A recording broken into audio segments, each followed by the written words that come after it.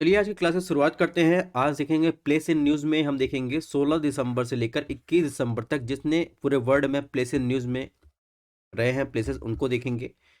इसके पहले हमने प्लेसेस न्यूज़ में 1 से 15 दिसंबर की क्लासेस कर चुके हैं। अगर आपने अभी तक वीडियो नहीं देखा है तो आप प्लेलिस्ट में जाकर देख सकते हैं। और ये जो क्लासेस हो रही हैं ये आपके यूपीएससी का एग्ज़ाम हो, यूपीपीसीएस का एग्ज़ाम हो, किसी भी स्टेट का एग्ज़ाम हो, अगर आप वर्ल्ड ज्योग्राफी पढ़ रहे हैं तो प्लेस न्यूज़ में रहता है, उससे क्वेश्चन बनते हैं डायरेक्टली इनडायरेक्टली, तो आपके लिए हेल्पफुल होगा। चलिए क्लास को आगे बढ़ाते हैं, बात करते हैं पहले प्लेस की। पहले प्लेस में माल्टा। माल्टा न्यूज़ में इसलिए था जिसकी कैपिटल आप देखेंगे वैलेटा है, तो उसका न्यूज़ में रहने का कारण था कि वहाँ पे एक जहाज़ था माल्टा का, एमवी रेन, वो हाईजैक हो गया था और जिसे इंडियन नेवी ने जो है उसे छुड़ाने में मदद की थी, इसलिए जो है माल्टा का कैपिटल जो है माल्टा न्यूज़ में था। अगर माल्टा की बात करें तो माल्टा जो है मध्य भूमध्य सागर के द्वीप एक आइलैंड है, ठीक है। ये 3 मुख्य द्वीपों में इसमें शामिल है, देखेंगे माल्टा जिसमें सबसे बड़ा है। इसके अलावा आप देखेंगे इसमें गोजो कोमिनो, ठीक है। अगर आप अफ्रीका का मैप देखेंगे तो अफ्रीका में ये है ट्यूनीसिया। ट्यूनीसिया का पूर्व में देखेंगे तो सिसिली आइलैंड है। सिसिली आइलैंड के दक्षिण में देखेंगे तो माल्टा जो है आपको देखने को मिलेगा। माल्टा 2004 में यूरोपीय यूनियन का सदस्य बना है, ठीक है। तो ये तो हो गई माल्टा की बात। और माल्टा में देखेंगे कोई अस्थायी नदियाँ और झीलें नहीं पाई जाती हैं। तो बस आपको माल्टा के बारे में इतना ही ध्यान रखना है, ठीक है। नेक्स्ट न्यूज़ अपडेट की बात करें तो अमेरिका न्यूज़ में था। अमेरिका इसलिए न्यूज़ में था, अमेरिका ने हाल ही में जो है सिकल सेल डिजीज़ का यानी एससीडी के मरीजों के इलाज के लिए जो है क्रिस्पर बेस्ड जो है जीन थेरेपी को मंजूरी दे दी है, ठीक है। यानी अगर देखेंगे तो सिकल सेल डिजीज़ की बात करें और बेटा थैलेसीमिया की बात करें, दोनों क्या है वंशानुगत यानी जेनेटिक जो है एक खून से संबंधित जो है बीमारी है, जो हीमोग्लोबिन के उत्पादन को कम करता है, ठीक है। तो इसी के संबंध में आप देखेंगे तो सिकल सेल डिजीज़ के संबंध में अमेरिका ने जो है उसे मंजूरी दी है कि क्रिस्पर कैस9 जिसका फुल फॉर्म होता है क्लस्टर रेगुलेटरी इंस्टेंट पर शॉर्ट पॉलीड्रोमिक रिपीट्स एस्टिट्रेट प्रोटीन 9, ठीक है। इसके द्वारा जो है जीनोम एडिटिंग की तकनीक से जो है उसको ठीक करने के लिए ये मंजूरी दी गई है। और इसके अलावा देखेंगे तो कैस्केवी और लिफजेनिया पहली कोशिका आधारित जीन थेरेपी है जो 12 वर्ष या उससे अधिक उम्र के रोगियों में सिकल सेल डिजीज यानी वंशानुगत रक्त विकार जो दुर्बल कर सकता है वो देखने को मिलता है। इसके कारण समय से पहले मौत होने का कारण बन जाता है, ठीक है। इसके अलावा अगर कुछ फैक्चुअल इन्फॉर्मेशन की बात करें तो रसायन विज्ञान में नोबेल पुरस्कार दिया गया था 2020 में क्रिस्पर कैस9 के संबंध में ही उसका तकनीकी विकास के लिए इमैनुअल चार्पेंटियर और जेनिफर ए डोडेना को जो है प्रदान किया गया था संयुक्त रूप में। ये तो बात होगी। अब बात करें क्रिस्पर कैस9 है क्या, कैसे काम करता है, तो देखिए क्रिस्पर कैस9 सिंपल में आपकी हर इंसान के शरीर में एक डीएनए संरचना होती है। कुछ इंसान में देखेंगे तो उनमें कुछ अनुवांशिकी विकार देखने को मिलता है, ठीक है। तो उन्हीं विकारों को दूर करने के लिए क्रिस्पर कैस9 का यूज किया जाता है। यानी अगर ये आपका डीएनए संरचना या मान लीजिए वो डीएनए में यहाँ पर फॉल्ट है तो क्रिस्पर कैस9 जो है कैंची है यानी आणविक कैंची की मदद से जो है उस जगह को काट कर यहाँ पर देखेंगे तो इसका उपयोग करके स्टैंड के एक भार को काटने के लिए आणविक कैंची की एक जोड़ी के रूप में किया जाता है, ठीक है। फिर वो क्या करता है यहाँ से अटैच करके उसके स्वयं जो है मरम्मत करने की क्षमता उसके अंदर आ जाती है। फिर वो क्षतिग्रस्त डीएनए को वहाँ से जो है स्टेट से हटा दिया जाता है और जिससे देखेंगे मानव शरीर जो है, जो आनुवंशिक विकार होता है वो पूरी तरह स्वस्थ हो जाता है। तो सिंपल लैंग्वेज में क्रिस्पर कैस9 यही है। क्रिस्पर कैस9 से क्वेश्चन आया था यूपीपीसीएस में, सॉरी यूपीएससी में क्वेश्चन पूछा गया था क्रिस्पर कैस9 है क्या, ठीक है। तो ये चीज़ें आपको ध्यान रखनी है। ये तो बात हो गई क्रिस्पर कैस9 यूएसए के बारे में। नेक्स्ट बात करेंगे न्यूज़ अपडेट में, काकरा फारा 4 परमाणु रिएक्टर जो है न्यूज में था। इसलिए न्यूज में था क्योंकि वो क्रिटिकली परमाणु रिएक्टर संचालन की जो है प्राप्त कर ली है। यानी ये एक ऐसी स्थिति होती है, गंभीरता प्राप्त करने की एक ऐसी स्थिति होती है जो जहां देखेंगे विखंडन प्रक्रिया द्वारा उत्पादित न्यूट्रॉनों की संख्या एक आत्मनिर्भर श्रृंखला की प्रक्रिया को बनाए रखने में पर्याप्त होता है, ठीक है। काकरापारा की बात करें, काकरापारा गुजरात में स्थित सबसे बड़ा स्वदेशी परमाणु ऊर्जा रिएक्टर है जिसे आप देखेंगे nuclear power corporation of India limited द्वारा इसे निर्मित किया गया है, ठीक है। और ये देखेंगे तो nuclear power corporation of India limited का एक परमाणु ऊर्जा विभाग का एक सार्वजनिक उपक्रम है। काकरापारा 4 की बात करें तो 4 देश में स्थापित किया जा रहा है 700 मेगावाट के 16 स्वदेशी जो हैवी वाटर रिएक्टर हैं उनकी एक दूसरी श्रृंखला है, ठीक है। तो काकरापारा की लोकेशन देखेंगे तो यहाँ पर है, ठीक है। तो ये बात हो गई काकरापारा की। इसके अलावा अगर देखेंगे तो जो ऑपरेटिंग जो है अगर देखेंगे परमाणु रिएक्टर की बात करें, इसके अलावा राजस्थान में भी देखेंगे है, नरोरा है यूपी में, ठीक है, कैगा कर्नाटक में देखें, ठीक है, और इसके अलावा देखेंगे तो यहाँ पर मिल जाएगा मद्रास में, ठीक है, कुडनकुलन। तो ये सब जो है ऑपरेटिंग जो है परमाणु रिएक्टर हैं। ये तो हो गई काकरापारा की। अब बात करेंगे काशी तमिल संगम यानी संगमम 2023 न्यूज में था, यानी बनारस न्यूज में था। तो वहाँ पर हाल ही में जो है वाराणसी में काशी तमिल समागम हुआ है, 2023 का उद्घाटन किया गया है। इसका उद्देश्य की बात करें तो तमिलनाडु और काशी के बीच सदियों पुराने संबंधों पर उसकी पुष्टि करना, उसके फिर से खोज करना, समागम करना, ये उसका उद्देश्य है। यानी ये जो कार्यक्रम किया जाता है एक भारत श्रेष्ठ भारत की भावना को बढ़ाने के लिए 2022 में पहली बार आयोजित किया गया था। शिक्षा मंत्रालय इस आयोजन के लिए नोडल एजेंसी है। इसके अलावा इसमें जो मंत्रालय शामिल होते हैं, संस्कृत मंत्रालय, पर्यटन, रेलवे, कपड़ा मंत्रालय जैसे मंत्रालय भी इसमें शामिल होते हैं। ठीक है, अगर आपको क्लासेस पसंद आ रही हो चैनल को सब्सक्राइब कर सकते हैं। स्टडी एंड IAS श्रेणी यूपीएस नाम से चैनल है मेरा। और अगर आपको पीडीएफ की जरूरत है तो आप डिस्क्रिप्शन बॉक्स में लिंक दी गई है या फिर टेलीग्राम पर जाकर स्टडी एंड IAS नाम से सर्च कर सकते हैं। इसके अलावा डायरेक्ट आप स्कैन कर सकते हैं यहाँ पर, और व्हाट्सएप पेज भी ज्वाइन कर सकते हैं। दोनों पर आपको जो है क्लासेस की इन्फॉर्मेशन मिलेगी। स्टडी एंड IAS नाम से इंस्टाग्राम ID भी है, फेसबुक पेज भी है, इसको भी ज्वाइन कर सकते हैं। नेक्स्ट बात करते हैं goldilocks zone. Goldilocks zone news में था, इसलिए न्यूज में था क्योंकि नासा ने जो है एक नए अध्ययन के दौरान पाया है कि आप देखेंगे ब्रह्मांड में जो है आप देखेंगे ऐसे जो है 17 जो है क्षेत्र खोजे गए हैं जहां पर पानी की संभावना मिली है। यानी गोल्डी लॉक जोन का मतलब हैबिटेबल जोन होता है, ठीक है। यानी 17 ऐसे जोन पर खोजे गए हैं जो समुद्री ग्रहों की खोज हुई है, जहां पर बर्फीले गोले जो है इस नीचे जो है महासागर हो सकते हैं। यानी किसी तारे के आसपास वह क्षेत्र जहां ना तो बहुत गर्म ना ही बहुत ठंडा, इतना होता है कि जैसे पृथ्वी की तरह जो है आप देखेंगे वहां पर रहने योग्य जो है संभावनाएं हो सकती हैं, उसे क्या कहते हैं गोल्डी लॉक जोन्स। तो पृथ्वी जो है सूर्य के गोल्डी लॉक्स क्षेत्र में आता है। तो ये तो बात हो गई गोल्डी लॉक जोन की, ठीक है। नेक्स्ट बात करेंगे pink worm. Pink bollworm में था। क्यों न्यूज में था? क्योंकि आप देखेंगे ये अभी हाल ही में देखेंगे तो ये कई सारे जो कपास के पौधे हों उन पर जो है बहुत ज़्यादा नुकसान करता है। यानी मुख्य रूप से ये कपास की फसल को प्रभावित करता है, और कपास के पौधों के विकासशील जो फली होती है उनमें घुस जाता है और उसको जो है क्षतिग्रस्त कर देता है, और इस प्रकार उसकी गुणवत्ता जो है प्रभावित होती है। तो इसलिए पिंक वॉर्म न्यूज में था, तो इसको भी आपको ध्यान रखना है। नेक्स्ट विजय दिवस। विजय दिवस जो है न्यूज में था। विजय दिवस का संबंध आप देखेंगे तो बांग्लादेश की मुक्त से संबंधित है। यानी विजय दिवस या बात करें 16 दिसंबर को मनाया जाता है।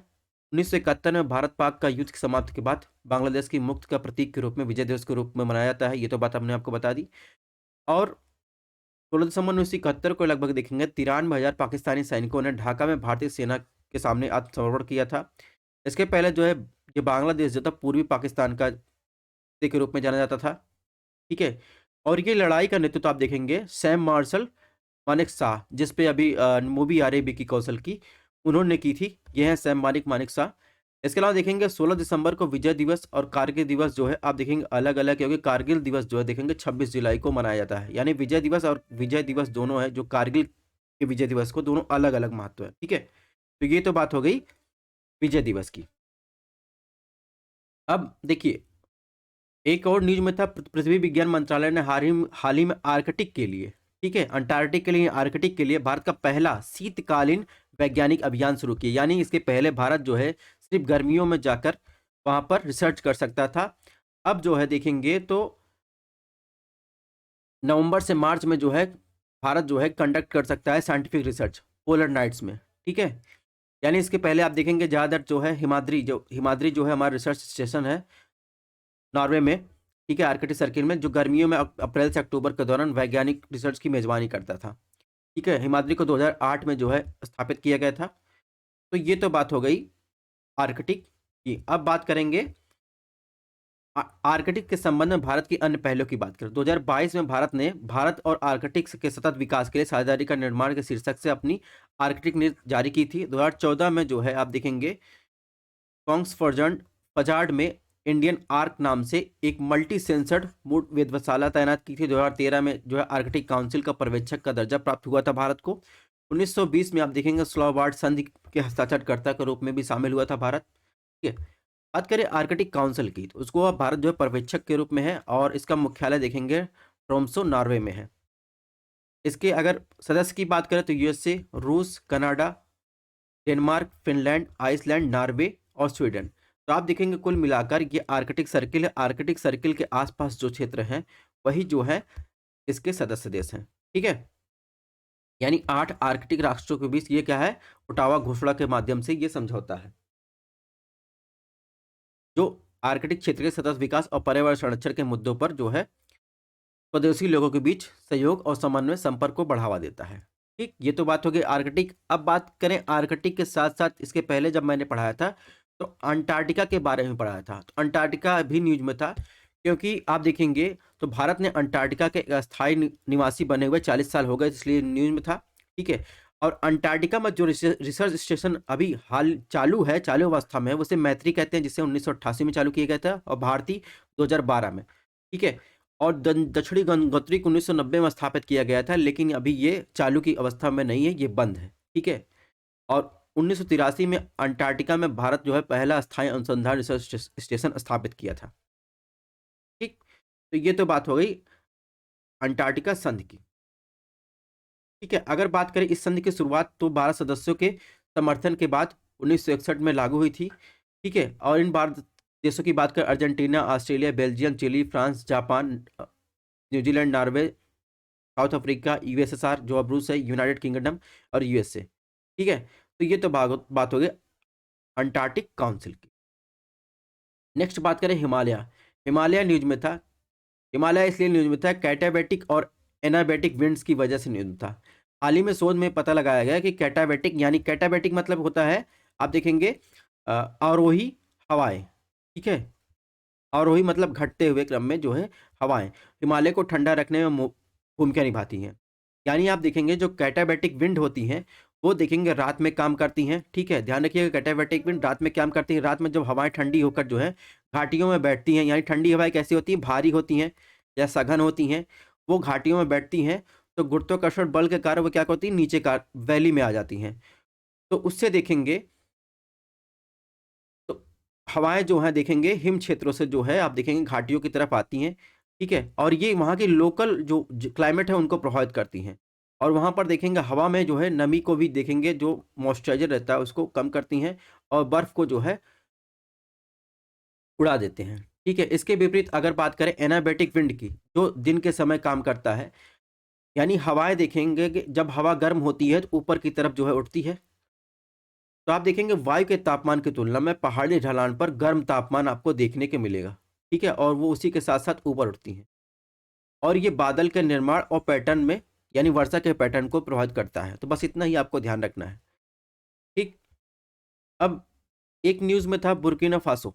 बुर्किना फासो इसलिए न्यूज़ में था क्योंकि हाल ही में जो है बुर्किना फासो के अब्दुल्ला डायबेट को जो है 2023 का फॉलिंग वॉल्स पुरस्कार दिया गया है। ठीक है, इसलिए जीन ड्राइवन टेक्नोलॉजी के लिए। अब ये करता क्या है, ये मलेरिया उन्मूलन के लिए ये टेक्नोलॉजी विकसित की जा रही है, क्योंकि इसमें जो मच्छर के लिए नर मच्छर को मॉडिफाइड करके जो है आप देखेंगे मादा के साथ जो है संभोग कराया जाता है। अगर ये करते भी हैं तो वो बच्चा नहीं पैदा कर सकते हैं। ठीक है, ठीक है, उन जो मॉडिफाइड मच्छर हैं नर मच्छर उनको इन्वायरमेंट में छोड़ दिया जाता है।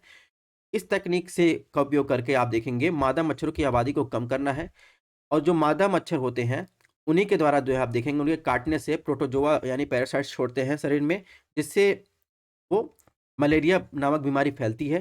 ठीक है, और क्योंकि जो है नर मच्छर जो है आदमी को नहीं काटते हैं, उनका काम सिर्फ होता है फलों से फूल पत्तियों से जो है रस को चूसना और इकट्ठा करना। ठीक है, मादा मच्छर ही जो है मलेरिया का कारण बनती है, जिसमें एनफ्लूएंजा मच्छर जो है काटने से ये फैलता है। ये बात हो गई, बुर्किना फासो के बारे में पता चल गया और मलेरिया के बारे में पता चल गया। ठीक है, क्या टेक्नोलॉजी ये पता चल गया। अब बात करते हैं इसमें, देखिए कोटेड डी आइवरी और घाना ये दोनों कोकोआ के लिए इंपॉर्टेंट है। नाइजर जो है आप देखेंगे दुनिया में पाम ऑयल के लिए इंपॉर्टेंट है, साथ साथ ये भी तैयार कर लीजिए। नेक्स्ट बात करते हैं पंजाब। पंजाब क्यों न्यूज में था, पंजाब में देखिए लेड ब्लाइट डिजीज के कारण जो है जिसे पिछेती झुलसा रोग कहते हैं, पंजाब में आलू की फसल को बहुत ज़्यादा नुकसान हुआ है, इसलिए न्यूज में था। अब इस रोग की बात करें तो ये एक फंगल इन्फेक्शन है जो पूरी तरह जो है फसल को नुकसान करता है। इसमें जो है आलू की फसल की पत्तियां, तने और उसके जो मूल फसल होती है उसको प्रभावित करती हैं। तो बस आपको इतना ही ध्यान रखना है, ठीक है। पीटी में आपको ध्यान रखना है लेड ब्लाइट डिजीज किससे संबंधित है, आलू, और ये एक फंगल इन्फेक्शन डिजीज है। नेक्स्ट बात करेंगे लैथ्रिज्म। ये एक जो है बीमारी है, न्यूरोलॉजिकल बीमारी है, इसलिए न्यूज में था क्योंकि आप देखेंगे इससे क्या होता है, निचले जो भाग होते हैं अंगों के वो काम करना बंद कर देते हैं, यानी डिसबैलेंस हो जाता है, यानी पक्षाघात के रूप में प्रकट होते हैं धीरे धीरे। अब ये फैलता कैसे है, अगर ये इसलिए फैलता है कि बड़ी मात्रा में आप देखेंगे तो लैंडसेट सेटिव, जिसे खेसारी दाल या घास मटर कहते हैं, उसके खाने से फैलता है, ठीक है। इसमें क्या होता है, इस दाल में एक न्यूरोटॉक्सिक जो होता है, इसी कारण जो है ये न्यूरोलॉजिकल बीमारी होती है। ये फलियां एग्जैक्ट तुअर दाल जैसी दिखती हैं, और इस ये लेकिन तुअर दाल से अलग होती हैं, ये पड़ती खेतों में आसानी से उगती हैं, और ये कीटों और जैविक जो भी हमलावर होते हैं उसके प्रति वो प्रतिरोधी होती हैं, ठीक है। 1961 में भारत ने क्या किया है, खाद्य मिलावटी रोकथाम अधिनियम 1954 के तहत जो है इसकी बिक्री पर प्रतिबंध लगा दिया, लेकिन इसकी खेती की अनुमति अब भी है, क्योंकि इसका उपयोग जो है पशुचारे के रूप में किया जाता है। तो आपको इतना ध्यान रखना है कि जो ये लेथरिज्म है ये क्या है, लाइलाज जो है न्यूरोलॉजिकल बीमारी है, ठीक है। और इसके कारण देखेंगे तो शरीर के निचले हिस्सों को ये प्रभावित करता है, बस इतना ही आपको ध्यान रखना है। नेक्स्ट बात करेंगे गट बैक्टीरिया। तो मनुष्य के शरीर में दो टाइप के बैक्टीरिया होते हैं, एक गुड बैक्टीरिया होते हैं, एक बैड बैक्टीरिया होते हैं। तो हाल ही में शोध के संकेत मिला है कि विभिन्न प्रकार के आंत में बैक्टीरिया मानव के आंत में बीमारियों से बचाते हैं, लेकिन अगर आंत में एक भी जीवाणु प्रजाति मौजूद हो तो वह सुरक्षा को कम कर देती है, ठीक है। तो इसके अलावा बात करें, जो ये विविध प्रकार के आंत में बैक्टीरिया पाए जाते हैं वो रोगजनक के लिए आवश्यक पोषक तत्वों और सेवन करके रोगजनक के विकास में बाधा डालते हैं, ठीक है। और ये जो गट बैक्टीरिया होते हैं वो मानव आंत में माइक्रोबायोटा इकोसिस्टम के लिए महत्वपूर्ण घटक होते हैं, ठीक है। वो बैक्टीरिया जो होते हैं वो महत्वपूर्ण पोषक तत्वों की आपूर्ति भी करते हैं, जैसे विटामिन के को संश्लेषित करने में, सेलुलोज को पचाने में सहायता करने में, ठीक है, तंत्रिका तंत्र को कार्य करने में मदद करने में। तो ये जो है गट बैक्टीरिया जो है बढ़ावा देते हैं। तो ये तो बात हो गई गट बैक्टीरिया की। अब डिजीज की ही बात कर रहे हैं तो WHO के कार्ड देखेंगे तो अफ्रीका जो है न्यूज में था, तो नोमा डिजीज को जो है WHO ने जो है आप देखेंगे तो उसे जो है NTD कैटेगरी में के रूप में मान्यता दी, यानी उपेक्षित उष्णकटिबंधीय रोग के रूप में मान्यता दी है, ठीक है। इसका उद्देश्य क्या है, इसका मान्यता देने का उद्देश्य है कि जागरूकता, ग्लोबल लेवल पर जागरूकता बढ़ाना, अनुसंधान रिसर्च को बढ़ाना, फाइनेंस को प्रोत्साहित करना, और बहुआयामी दृष्टिकोण के माध्यम से नोमा को नियंत्रित करने के प्रयासों को बढ़ावा देना। नोमा किसी एक कारण नहीं होता, यानी देखेंगे नोमा जो होता है वो मुंह और चेहरे का एक गंभीर जो है गैंग्रीन बीमारी है। और इसके अलावा देखेंगे मुख्य रूप से आप देखेंगे इस कुपोषण से पीड़ित 2 से 6 वर्ष की आयु के बच्चे होते हैं, ठीक है। और सबसे अधिक आप देखेंगे ये अफ्रीका जैसे देश महाद्वीप में सबसे ज़्यादा प्रभावित आपको देखने को मिलेंगे, ठीक है। और जो ये नोमा रोग है या जिसे NDT घोषित किया जाता है, वो 20 रोगों का एक समूह होता है जो मुख्य रूप से उष्णकटिबंधीय क्षेत्रों में ये मिलता है, और लगभग अगर ये कहीं पाया जाता है तो लगभग 1 अरब से अधिक लोगों को प्रभावित करता है। इसमें जो वायरस, बैक्टीरिया, परजीवी, कवक, विषाक्त पदार्थ सहित विभिन्न प्रकार के जो है रोगजनक के कारण ये होता है NDT, ठीक है। NDT में कौन कौन शामिल किया गया है, अभी तो नोमा के अलावा देखेंगे डेंगू, चिकनगुनिया, रेबीज, ठीक है, लिस्मेंसियस, कुष्ठ रोग, लसिका, फाइलेरिया, ये जो है NDT में शामिल किया गया है। भारत ने जो है गिनी वर्म, ट्रैकोमा या जैसे कुछ NDT को सफलतापूर्वक समाप्त कर लिया है, ठीक है। तो NDT का मतलब आपने समझा। और इसके अलावा NDT के संबंधित भारत द्वारा की गई पहले की बात करें तो 2018 में देखेंगे लिम्फेटिक फाइब्रोसिस के उन्मूलन के लिए जो है एक प्लान बनाया गया था। राष्ट्रीय काला आजार के लिए उन्मूलन के लिए कार्यक्रम बनाया गया था। राष्ट्रीय वेक्टर जनित यानी जैसे डेंगू को नियंत्रित करने के लिए कार्यक्रम बनाया गया था। और NTD के लिए जो है एक कुछ डिक्लेरेशन है, जैसे लंदन डिक्लेरेशन और किगाली डिक्लेरेशन, जो टारगेट करता है NDT जैसी बीमारियों को 2030 तक, ठीक है। तो ये NDT की बात हो गई। नेक्स्ट बात करेंगे मंकी पॉक्स। मंकी पॉक्स जो है कांगो रिपब्लिक न्यूज में था मंकी पॉक्स की वजह से। तो WHO ने हाल ही में जो है चेतावनी दी है कि मंकी पॉक्स जो है अंतर्राष्ट्रीय स्तर पर फैल सकता है। मंकी पॉक्स एक जीनोटिक डिजीज है, ठीक है, यानी आप देखेंगे तो जानवरों से मनुष्यों तक फैलता है, ठीक है। मंकी पॉक्स की बात करें तो ये जीनस आर्थ्रोपॉक्स वायरस की एक प्रजाति के कारण होता है, ठीक है। पहली बार जो है 1958 में खोज हुई थी इसकी। रिसर्च के लिए जो है आप देखेंगे तो बंदरों की बस्तियों में चेचक जैसी बीमारियों को 2 बार प्रकोप हुआ था। और मुख्य रूप से प्रभावित क्षेत्रों की बात करें तो मध्य और पश्चिमी अफ्रीका के उष्णकटिबंधीय वर्षावन क्षेत्र से प्रभावित होते हैं। अगर किसी संक्रामक व्यक्ति दूषित सामग्री और संक्रमित जानवरों के साथ शारीरिक संपर्क के माध्यम से मनुष्यों में फैलता है, ठीक है। सामान्य लक्षण क्या होते हैं तो देखेंगे इस पे त्वचा पर लाल चकत्ते पड़ जाना, घाव, बुखार, सिर दर्द, ठीक है। तो ये सब जो है मंकी पॉक्स के लक्षण हैं।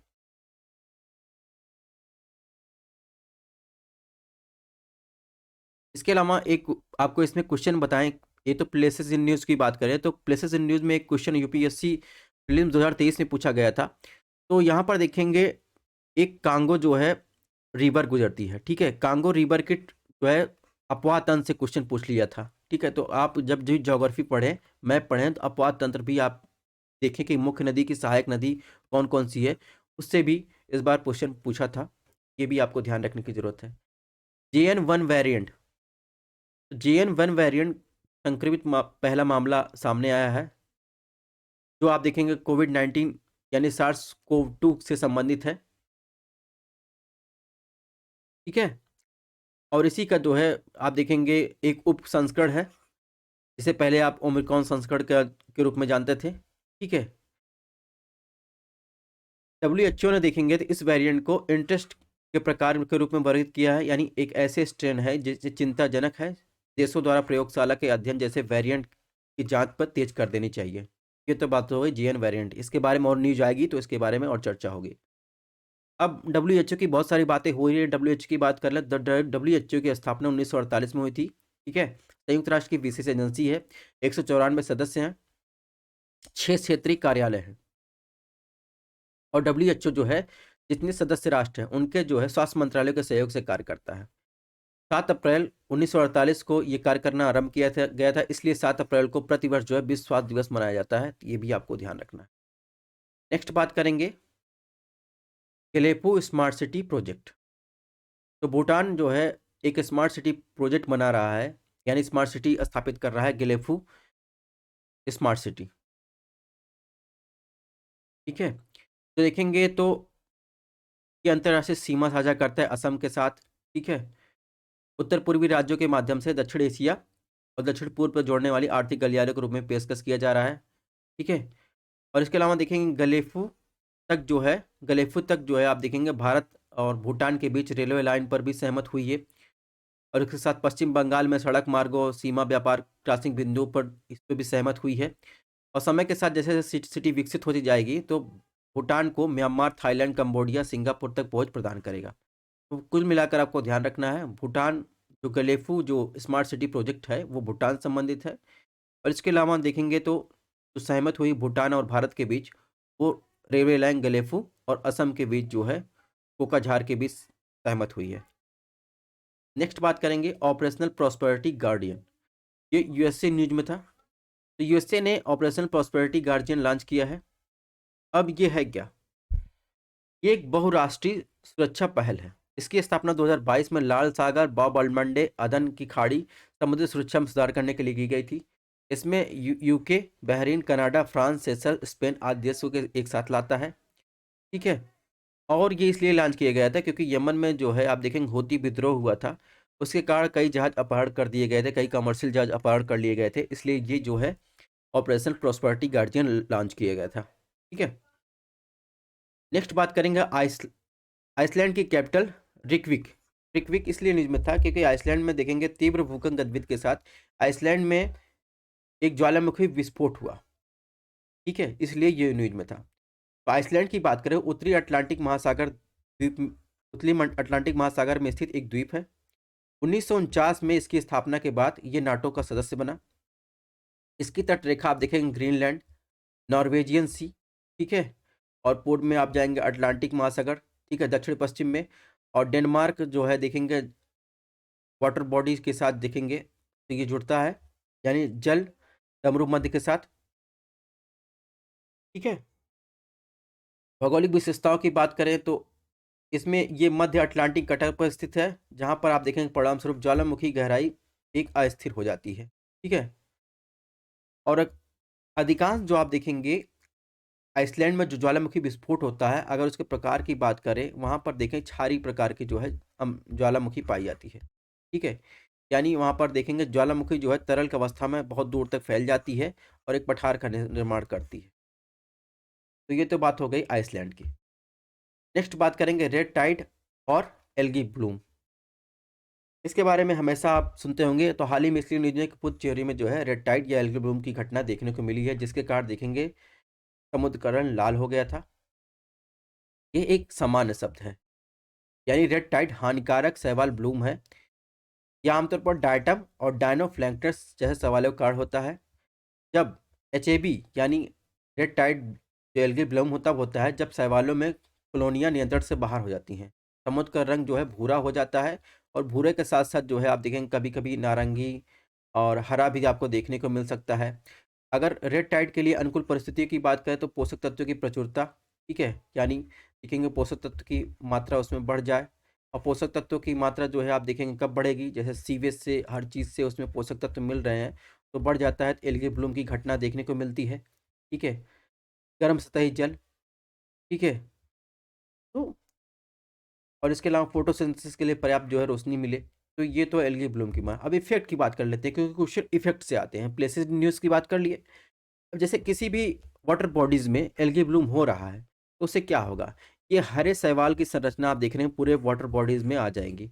तो जब भी फोटोसिंथेसिस होगा तो ऊपर की जो जितने भी जीव हैं उनको सांस लेने में जितनी ऑक्सीजन की आवश्यकता है वो उनको मिलेगी, फोटोसिंथेसिस ऊपर होगा। लेकिन इसके नीचे जो दबे हैं जिनको प्रकाश संश्लेषण के द्वारा वो अपने भोजन नहीं निर्माण कर पाएंगे, तो वहाँ पे जो जीव रहते हैं नीचे वो तो मर जाएंगे।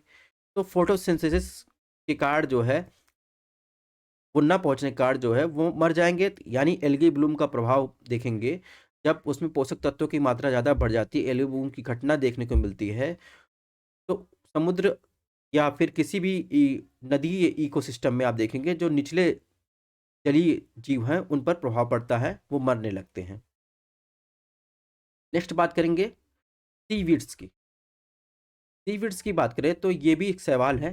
केंद्रीय समुद्री मत्स्य अनुसंधान संस्थान ने 2 समुद्री शैवाल को आप देखेंगे न्यूट्रास्टिकल उत्पादों के रूप में पेटेंट संरक्षित प्रौद्योगिकी व्यवसायीकरण यानी कमर्शियल के रूप में चिन्हित किया है। इसमें एक है एंटीवायरल इम्यूनिटी को बढ़ावा देने का, दूसरा उच्च कोलेस्ट्रॉल से निपटने के लिए। समुद्री शैवाल की बात करें, समुद्री जो शैवाल और पौधे दोनों की प्रजातियां होती हैं, ये नदियों, समुद्र, महासागरों जैसे जल निकायों में उगते हैं। इसमें आयरन, जिंक, मैग्नीशियम, राइबोफ्लोविन जैसे पोषक तत्व पाए जाते हैं। इनको जो है आप देखें खाद्य पदार्थों के रूप में भी इस्तेमाल किया जाता है। इसके अलावा देखेंगे थायमीन, विटामिन ए, बी, सी भी पाए जाते हैं। ठीक है, और ये छोटे से लेकर बड़े बड़े जंगलों के रूप में ये पाए जा सकते हैं। ये तो सीवीड्स की बात हो गई। ठीक है, अब चलते चलते कुछ महत्वपूर्ण खबरों की बात करें तो कुछ अवार्ड्स न्यूज में रहते हैं, उनके बारे में बात कर लेते हैं। जैसे नेशनल स्पोर्ट्स अवार्ड 2023 न्यूज में था, तो ये किसके द्वारा दिया था, युवा और खेल मंत्रालय के द्वारा।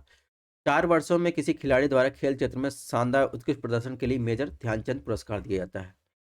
और 4 वर्षों के अच्छे प्रदर्शन, नेतृत्व और खेल कौशल के लिए अर्जुन पुरस्कार दिया जाता है। द्रोणाचार्य पुरस्कार की बात करें तो ये उत्कृष्ट कोच को दिया जाता है। लगातार उत्कृष्ट और सराहनीय कार्य करने के लिए खिलाड़ियों को अंतर्राष्ट्रीय आयोजन में उत्कृष्ट प्रदर्शन के लिए जो है कोचों को जो है द्रोणाचार्य पुरस्कार दिया जाता है।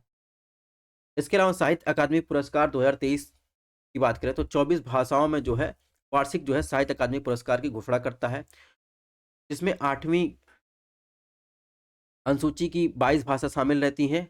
और अकादमी ने जो है अंग्रेजी और राजस्थानी को भी मान्यता दी है। ठीक है, ये संस्कृत मंत्रालय के अधीन स्वायत्त निकाय 1954 में स्थापित किया गया था। इसके अलावा साहित्य अकादमी जो संस्थान है वो सोसाइटी पंजीकरण अधिनियम के तहत एक सोसाइटी के रूप में पंजीकृत किया गया है 1960 में। अकादमी द्वारा अन्य पुरस्कार जैसे बाल साहित्य पुरस्कार, युवा पुरस्कार भी दिए जाते हैं। नेक्स्ट पुरस्कार की बात करें, इंदिरा गांधी पीस पुरस्कार, पीस प्राइज पुरस्कार, ठीक है, 2023। तो इंदिरा गांधी पीस प्राइज पुरस्कार जो है शांति निःशस्त्रीकरण विकास के लिए इंदिरा गांधी पुरस्कार जो है संयुक्त रूप से देखिए डेनियल बेरेनबोइम और अली अबू अवाद को दिया गया है। इन्हें इसलिए दिया गया है कि इजरायली फिलिस्तीन संघर्ष में अहिंसक समाधान के लिए इसराइल और अरब जगत के युवा लोगों को एक साथ लाएं, इसलिए इन्हें दिया गया है। इंदिरा गांधी शांति पुरस्कार की बात करें 1986 में हर साल इंदिरा गांधी मेमोरियल ट्रस्ट द्वारा प्रदान किया जाता है। इसमें एक प्रशस्ति पत्र के साथ 25 लाख मौद्रिक पुरस्कार भी दिया जाता है।